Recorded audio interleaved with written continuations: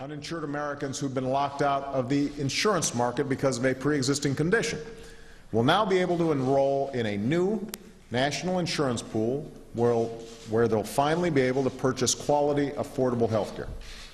There's only one problem. They're not doing it. Welcome, everybody. I'm Neil Cavuto, and a new study reveals that only a quarter of the people signing up for these healthcare exchanges are uninsured. In other words, most who are in them had insurance before. So the very people this law was supposed to help still are not signing on. And the White House so far doesn't appear too concerned. A top official at the Centers for Medicare and Medicaid Services quoted as saying, "That is not a data point that we are really collecting in any sort of systematic way." I have no idea. Anyway, the White House may not be anxious to talk about this, but Townhall's Pavlich is. She joins us right now. Katie, what do you make of this? Because this was the whole reason why we did this.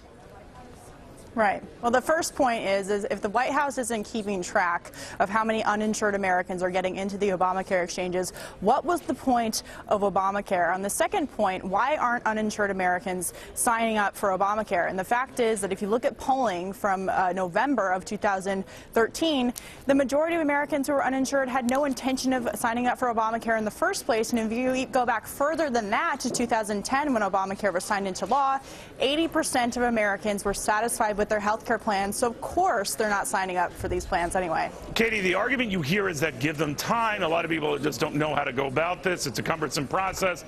The White House has admitted the technical snafus and what have you. That'll all iron out. Steny Hoyer here not too long ago saying 6 months from now we'll be singing a different tune. What do you say?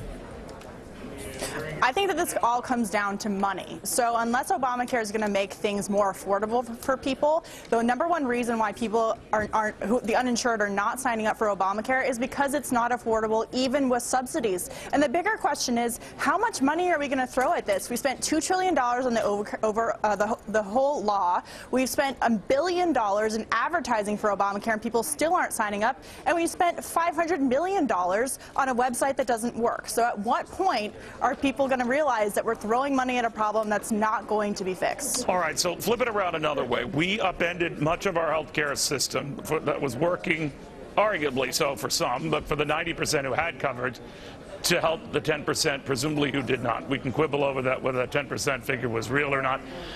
But now it seems that most of that 10% will stay there, uninsured. Mm-hmm. That's amazing.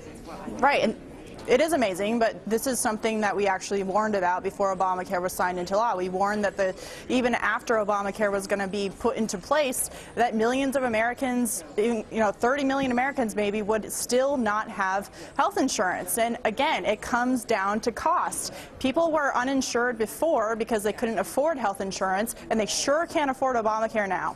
All right, Katie, thank you very much.